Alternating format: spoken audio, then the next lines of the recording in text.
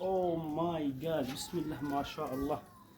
شوفوا شوفوا شوفوا شوفوا النتيجة، ما شاء الله ما شاء الله. الله الله الله الله. شوفوا الانتفاخ، بسم الله ما شاء الله. شوفوا شوفوا الفقاعات. اليوم راح نعمل بيتزا نابولي الإيطالية من الطحين 00. راح نحتاج 700 جرام مي، 1 كيلو جرام من الطحين، 25 جرام من الملح، 8 جرامات من الخميرة الجافة، و20 جرام من زيت الزيتون. بداية راح ننزل الطحين بالعجانة وننزل الخميرة الجافة وننزل المي شوي شوي لحتى تتلملم العجينة. بعدين راح ننزل بالملح، وهون العجينة تلملمت راح ننزل 20 جرام أو 25 جرام من الملح.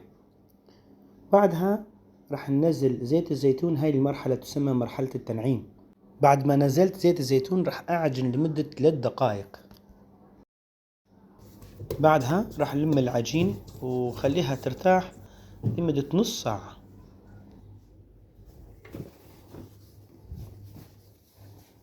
بعد ما ارتاحت العجينة نص ساعة راح طالع العجينة وراح كورها وخليها ترتاح أو تتخمر أول تخميرة لمدة 5 ساعات أو 7 ساعات.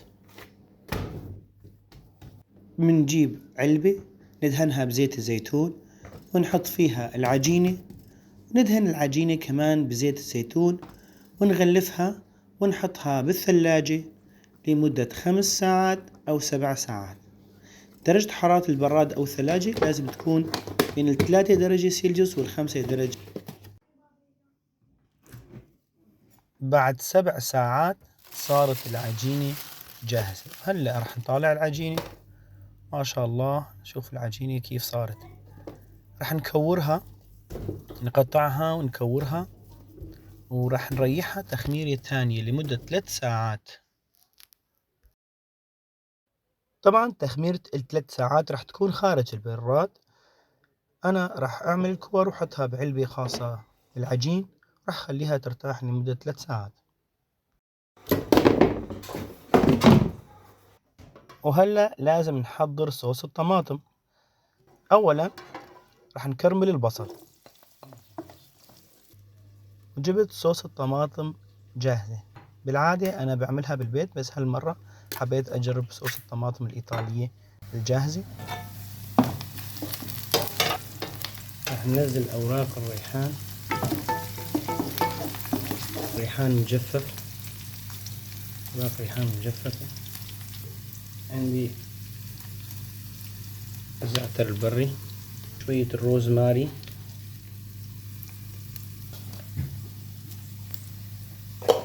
راح ننزل بالصوص.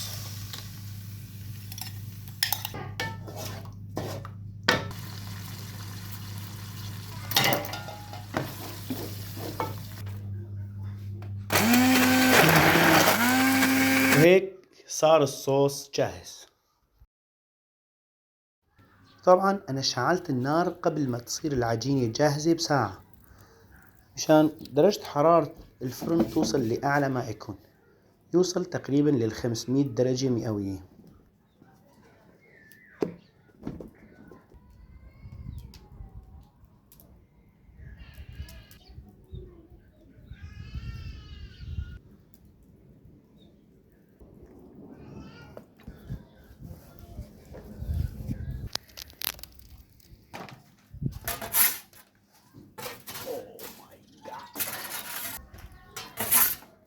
اوه ماي جاد، بسم الله ما شاء الله. شوفوا شوفوا شوفوا شوفوا النتيجة، ما شاء الله ما شاء الله يا جماعة. الله الله الله الله الله الله الله الله. شوفوا الانتفاخ، شوفوا الاستواء.